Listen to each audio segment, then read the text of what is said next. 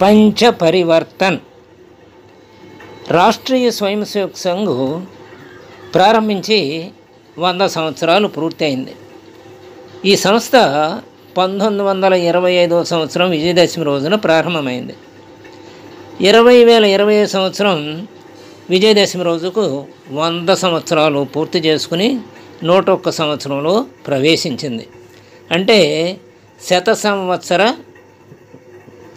పండుగ చేసుకునే సందర్భంలో సంఘం అంటే ఆర్ఎస్ఎస్ సమాజానికి ఒక పంచ పరివర్తన కార్యక్రమం చెయ్యాలి, వాళ్ళతోటి చేయించాలి, మనందరం పాల్గొవాలి, ఇంటింటికి వెళ్ళాలి, వ్యక్తి దగ్గర కలవాలి, ఈ పంచ పరివర్తన్ వాళ్ళతోటి అమలు చేయిస్తే ఈ దేశం పరమ వైభవ స్థితికి చేరుతుంది అని ఒక నిర్ణయం తీసుకుని ఆ పంచ పరివర్తనని మనకి అందించారు.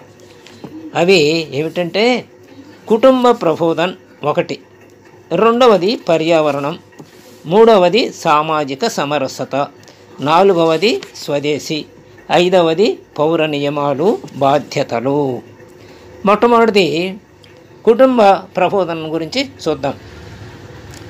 అంటే కుటుంబ వ్యవస్థను కాపాడుకోవాలి. వంట కేవలం ఒక పని కాదు, అది కుటుంబ సభ్యులందరినీ కలిపి ముంచేటువంటి గొలుసు లాంటిది అన్నమాట. ఇవాళ వంట బయట చేసుకుని తినటం అలవాటు అయిపోయింది, బయట అన్నీ తెప్పించుకోవటం. ఇది వరకు యాత్రలకు వెళ్ళినా కూడా వంట సామానులు తీసుకెళ్ళి యాత్రలో కూడా తాము చేసుకుని తిని మళ్ళీ యాత్రని కొనసాగించేవాడు. అలాంటిది ఇవాళ ఇంట్లోనే ఉండి బయట ఆహారాన్ని తీసుకుంటున్నారు. అంటే హోటల్లో అందరూ ఆహారాలు తీసుకుంటున్నారు, అందరూ పక్కనే ఉంటారు, అయినా ఒకరికి ఒకరు సంబంధం లేనట్టుగానే ఇంట్లో కూడా ఒకరికొకరు సంబంధం లేని స్థితిలో ఒక లాడ్జీలో ఉన్న వ్యక్తుల్లాగా ఉండే పరిస్థితి ఏర్పడుతుంది. ఇలా అమెరికాలో ఇలాగే బయట నుంచి తెప్పించుకోవడం ఎక్కువైంది, తినటం ఎక్కువైంది. దానితో అప్పుడు శాస్త్రవేత్తలు కొంతమంది హెచ్చరించారు, కుటుంబ సంబంధాలు బలహీనపడతాయి అని. అయినా అక్కడ ప్రజలు వినలేదు. అలాగే కొనసాగించడంలో అనేక రకాల కుటుంబ విచ్ఛిత్తులు జరిగినాయి. అవి మనం విందాం. ఆ సమయంలో ఈ మాటలు పెద్దగా ప్రాధాన్యం లేదు శాస్త్రజ్ఞులు చెప్పినా కూడా. ఆ తర్వాత ఏమైందంటే 1971లో 71% అమెరికన్ కుటుంబాలు భార్యాభర్తలు ఈడిపోయారు. అంతకుముందు పిల్లలతో కలిసి ఉండేవాళ్ళు. ఎప్పుడైతే బయట తినటం అలవాటు అయిందో, ఇంట్లో రెడీమేడ్ ఫుడ్లు తీసుకోవటం అయిందో, అలా 71% కుటుంబాలు కలిసి లేవు. కేవలం 20% మాత్రమే మిగిలే సరైన కుటుంబాలు. మరి మిగతా వాళ్ళు ఎక్కడికి వెళ్ళారంటే వృద్ధాశ్రమాలు కొంతమంది వెళ్ళారు, కొంతమంది ఒంటరి అపార్ట్మెంట్లకు వెళ్ళిపోయారు, లేకపోతే విరిగిపోయిన జీవితాల్లాగా గడుపుతున్నారు. 15% మహిళలు కూడా ఒంటరిగా జీవిస్తున్నారు. 12% పురుషులు కుటుంబాల్లో ఒంటరిగా ఉంటున్నారు. 41% పిల్లలు వివాహేతర సంబంధాల్లో పుడుతున్నారు. వివాహం విచ్ఛేదం మొదటి పెళ్లిలో 50% ఉంది. మొట్టమొదటి పెళ్లి చేసుకున్న వాళ్ళలో 50% మంది వివాహాలు విడాకులు ఇస్తున్నారు. రెండో పెళ్లి చేసుకున్న వాళ్ళలో కూడా 67% ఇస్తున్నారు అమెరికాలో. మూడో పెళ్లి చేసుకున్న వాళ్ళు 74% విడాకులు ఇస్తున్నారు. ఇది యాదృచ్ఛికం కాదు, వంటగది మూతపడింది. అదే అంటే సామాజిక ఖర్చు. ఇంటి వంట అనేది కేవలం ఆహారం కాదు, అది ప్రేమ అనుబంధాన్ని ఏర్పాటు చేసేది, ఆత్మీయతను ఏర్పాటు చేసేది. కుటుంబం మొత్తం కలిసిగానే భోజనం చేస్తే ఏమవుతుంది? హృదయాలు దగ్గరవుతాయి. పిల్లలు పెద్దల నుంచి నేర్చుకుంటారు, సంబంధాలు మృదువుగా ఆప్యాయంగా మారుతాయి. కానీ ప్రతి ఒక్కరూ తమ పరికరాలతో, అంటే సెల్లులతోనో ఇంకోటితోనో ఒంటరిగా తింటే వాళ్ళు కేవలం విశ్రాంతి గృహాలుగా మారుతాయి. వీళ్ళు లాడ్జీల్లో కూడా ఉంటాం మనం, విశ్రాంతి గృహాల్లో పక్కవాడితో మనకు సంబంధం ఉండదు, అలా అయిపోతుంది ఇల్లు కూడా. కుటుంబాలు సోషల్ మీడియా స్నేహాల్లో అధికంగా మారిపోతాయి అని. కాబట్టి బయట ఆహారానికి మరో లోపం ఏంటంటే నాణ్యత తక్కువగా ఉంటుంది, రేట్ ఎక్కువగా ఉంటుంది, కృత్రిమ రుచులు ఉంటాయి. కాబట్టి అది ఫలితం అన్నమాట. అంటే విచ్ఛిన్నమే, కుటుంబ విచ్ఛిన్నమే. అందుకే ఊబకాయం వస్తుంది, మధుమేహం వస్తుంది, గుండె జబ్బులు వస్తాయి, రక్తపోటు వస్తుంది. మరి ఇప్పుడు కంపెనీలు మనకేం చెబుతున్నాయంటే ఇలాంటి ఆహారం తినండి, డబ్బులు తెంచుకోండి. మా కొడుకుల చేత మేము చదివించినటువంటి డాక్టర్లు పెట్టేటువంటి హాస్పిటల్లో చేరండి, మళ్ళీ మీ డబ్బులు మాకు ఇవ్వండి అని చెప్తున్నారు. అలా ఇటు నిల్వ ఆహారాన్ని మనకు బాగా అలవాటు చేసి మనం రోగగ్రస్తులైతే మన రోగాన్ని తగ్గించడానికి మళ్ళీ వాళ్ళే హాస్పిటల్స్ పెట్టి మనని డబ్బుని గుంజుతున్నారు. ఈ రకంగా మన ఆరోగ్యము నాశనమైపోతుంది, మన ధనము నాశనమైపోతుంది. కాబట్టి కుటుంబ వ్యవస్థని కాపాడుకోవటం చాలా అవసరం. మరి అందుకే కనీసం రోజువారీ కాకపోయినా కనీసం వారానికైనా ఒకసారి కలిసి భోంచేయండి, అలా గుడికి వెళ్ళండి, వీలైనంతవరకు ఇంట్లో చేసుకుని తినండి, అలా భజన చెయ్యండి. ఆ భజన చేసేటప్పుడు తాళం వేస్తే ఆ చేతుల్లో ఉండేటువంటి ఈ 5 వేళల్లో ఉండేటువంటి నరాలన్నిటికీ అనుబంధంగా మిగతా నాడీ వ్యవస్థ అంతా ఉంటుంది. అందుకని ఆ ఒత్తిడి వలన ఈ నాడీ వ్యవస్థ సరిగా పనిచేస్తుంది. అలాగే కలిసి తీర్థయాత్రలు చేయండి. ఒక్కొక్క తీర్థయాత్ర ఒక్కొక్క మహా సందేశాన్ని ఇస్తుంది. ఒక్కొక్క చోట ఉన్నటువంటి ఒక్కొక్క దేవుడు, లేకపోతే అక్కడ ఒక మహాపురుషుడు, లేకపోతే మహాగురువు వాళ్ళ జీవితాలని ఆకళింపు చేసుకుని ఆ యాత్ర చేయటం వలన మనలో పవిత్రత పెంచుకోవటానికి, మన మనస్సు మారటానికి అవకాశం ఉంది. అలాగే రామాయణం మహాభారతం ఎందుకు చదవాలి అంటే, రామాయణంలో రాముడు తండ్రి ఆజ్ఞని తండ్రి చెప్పలేదు, తల్లి తెలుసుకున్నాడు అంతే. తండ్రి ఆజ్ఞని జవదాటకూడదన్నాడు, వెళ్ళిపోయాడు అడవులకు. పోనీ ఆయన ఒక్కడే వెళ్ళాడా? వెళ్ళలేదు, సీతతో వెళ్ళాడు. సీత ఎందుకు వెళ్ళింది? నా భర్త ఎక్కడుంటే అదే నాకు అయోధ్య అంది. మరి లక్ష్మణుడు ఎందుకు వెళ్ళాడు? నా అన్నకి నేను తోడుగా ఉంటాను. అక్కడ ఊర్మిళ అభ్యంతరం చెప్పలా. అలాగే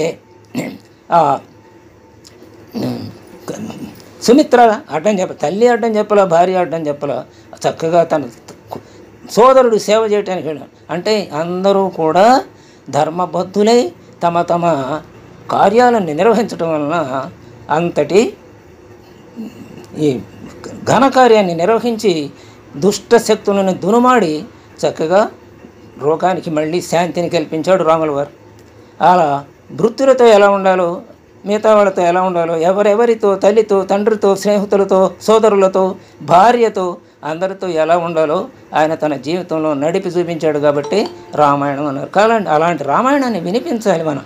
అలాగే మహాభారతంలో ఆడు అన్న యొక్క ఆజ్ఞని, తల్లి యొక్క ఆజ్ఞని జవదాటని పంచపాండవులు మనకు ఆదర్శం.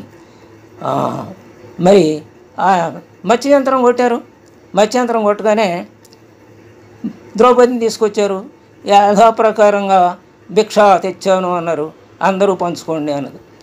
అరే ఇది భిక్ష అంటే అనుభవించేదా? స్త్రీని తీసుకొచ్చామే, ఇలా అందే అమ్మ, ఇందులో ఏదో ఏం చేయాలి? అమ్మ మాటని జవదాటకూడదు, శిరస్సు వహించాలి, ఎలా అని తర్జన పడుతుండగా భగవంతుడే సాక్షాత్ అక్కడికి వచ్చినట్టుగా నారదుడు వచ్చి వాళ్ళ సందేహానికి నివృత్తి చేశాడు. 5 సంవత్సరాలు నియమంతో ఒకరి దగ్గర ఉన్నప్పుడు ఇంకొకళ్ళు ఆ ఇంటికి వెళ్లకుండా అలా కాపురం చేయండి అని సమస్యకు పరిష్కారం ఇచ్చాడు. వాళ్ళు దాన్ని పాటించారు.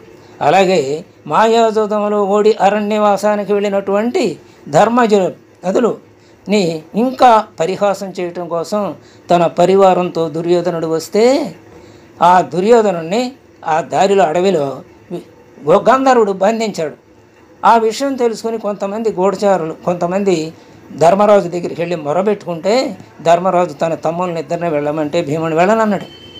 అయితే అప్పుడు ఒకటే చెప్పాడు, వయం పంచాధికం శతం, మనం 5 విడిగా ఉంటే మనం 5 అంటే కౌరవులతో మనకు విరోధం వచ్చినప్పుడు మనం 5 వాళ్ళు 100 మంది, కానీ బయట వాళ్ళు వస్తే మనం 105. కాబట్టి మీరు వెళ్ళి దుర్యోధనాదులను విడిపించండి అని చెప్తే అప్పుడు భీమార్జునులు వెళ్ళి వాళ్ళని విడిపించారు.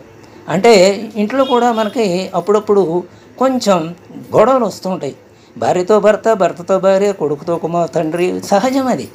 కానీ ఇంతలోనే ఎవరన్నా వచ్చారనుకోండి చుట్టం, ఏం చేస్తాం మనం? టకామని ఆపేస్తాం ఆ వాదన. ఆపేసి రండి ఎక్కడి నుంచి వచ్చారు, ప్రయాణం బాగా సాగిందా, కళ్ళు కడుక్కోండి, మంచినీళ్ళు తీసుకోండి అని అందరం ఆధారంగా చూస్తాం. అంటే అప్పుడు ఏం చూపిస్తున్నాం మనం? మా కుటుంబం అంతా ఒకటే అని చూపిస్తున్నాం అక్కడ. అలా ఎప్పుడు మేమంతా ఒకటే అనేది బయట వాళ్ళకు చూపించాలి, అలా ప్రవర్తించాలి అని భారతం మనకి చెబుతోంది. కాబట్టి కుటుంబ వ్యవస్థని కాపాడుకోవాలి. కుటుంబం అంతా వారానికి ఒకసారి గుడికి వెళ్ళాలి. కలిసి భోజనం చేయాలి, కలిసి భజన చేయాలి, కలిసి తీర్థయాత్రలు చేయాలి, రామాయణ మహాభారతాలను చెప్పాలి, ఇంటిలో మాతృభాషలో మాట్లాడాలి. ఇవి కుటుంబ ప్రభుత్వంలో ప్రచారం చేయవలసినటువంటి. పర్యావరణాన్ని గురించి అంటే పర్యావరణం అంటే మరి చెట్లను నాటాలి, చెట్లని నాటాలి. అవి మనకి ఆక్సిజన్ ఇస్తాయి కాబట్టి మన ఆరోగ్యాలు బాగుంటాయి. అలాగే చెట్లని నరకటం కాదు, చెట్లని పెంచాలి. అలా ప్రపంచం యావత్తు పర్యావరణం ఇవాళ వానాకాలంలో వానలు కాకుండా ఇతర కాలాల్లో కూడా వానలు రావటానికి, వచ్చినాయి విపరీతంగా రావటానికి, క్లౌడ్ బర్స్ట్లు అవటానికి ఇది అంతటికీ కారణం పర్యావరణాన్ని మనం చెడగొట్టుకోవటం వల్లనే. విద్యుత్తు నీరు పొదుపుగా వాడాలి. మనం కరెంటులో ఎంత కాల్చినా మనం కట్టుకోగలమని చెప్పి లైట్లు వేసి లైట్లు తీయకుండా ఉండటం కాదు. అక్కడ ఈ కరెంటు ఉత్పత్తి చేయడానికి ఎంతో బొగ్గును వాడతారు, ఎంతో బోడిద అవుతుంది. అదంతా పర్యావరణాన్ని చెడుస్తుంది. కాబట్టి పరిమితంగా ఎంతవరకు కావాలంతవరకు కరెంటు వాడుకోవాలి, అలాగే నీళ్లు కూడా వాడుకోవాలి. సింగిల్ యూజ్ ప్లాస్టిక్ నివారించాలి. మనం ఒకసారి వాడి అట్లా పారేసేస్తే అది భూమిలో కలవటానికి 200 సంవత్సరాలు పడుతుంది. అదే అరిటాకో ఇంకోటో అయితే అవి ఒక్క నిమిషం